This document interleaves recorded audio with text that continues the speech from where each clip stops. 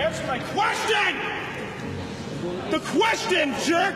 Wow, what passion. Truly, what a remarkable competitor. You need to make an announcement that I didn't get coaching. Jeez, why is she so hysterical? Come on, Serena. Not very ladylike, is it?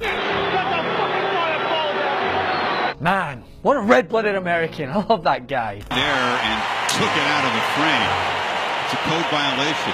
Whoa, somebody spat their dummy out. Take a chill pill, love. You get the picture. And by the picture, I mean sexism. And also, vile racism. Serena Williams, arguably the greatest tennis player and athlete of all time, was in the spotlight this weekend after she got into an altercation with an umpire. Now, I'm as much a tennis expert as I am an expert on lifted trucks, but it doesn't take an expert to, 1, read, and 2, see a clear double standard when it's right in front of you. A double standard that is entrenched in the sport, like when a woman was told that she couldn't change her shirt in sweltering heat, but a guy can. But this double standard extends beyond sexism to include racism as well, especially when it comes to Serena Williams. She is, in fact, one of the most drug-tested athletes. This weekend's incident is just the latest of a lengthy history of ugliness that has dogged Serena during her nevertheless lucrative and simply mesmerizing career. No matter how great she is and what she does for the sport, there is a triple standard for Serena Williams. Early in her career, she and her sister were routinely booed by tennis audiences. Serena and her father went on to say that she was even called the N-word. This treatment continues today when a cartoonist in Australia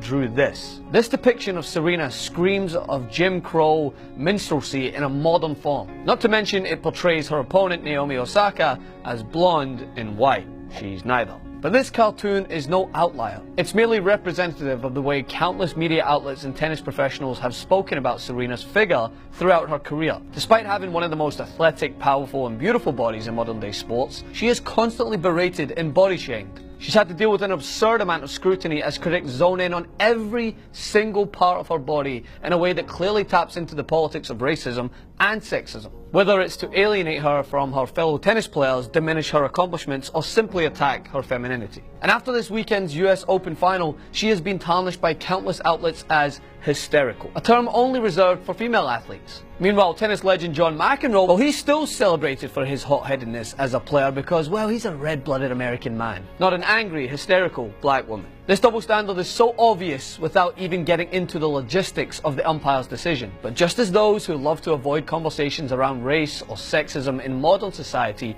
also love to deflect to other areas when confronted with a clear example. I'm surprised nobody has said she's disrespecting the military yet. In this case, we have people defending Serena's treatment by citing the umpire's history of stern calls and decision making. But my area of focus has nothing to do with whether she was too harshly punished or not. It's the scrutiny and objectivity she faces afterwards that is so representative of a dated outlook of women being hysterical and the medieval treatment of an outspoken black woman, both of which have simply no place in tennis, sport, or society. For more on this, come over to my Instagram, Francis M. Maxwell, and chat. Also, make sure to download the TYT app, and you can make sure to become a member, tytnetwork.com/join.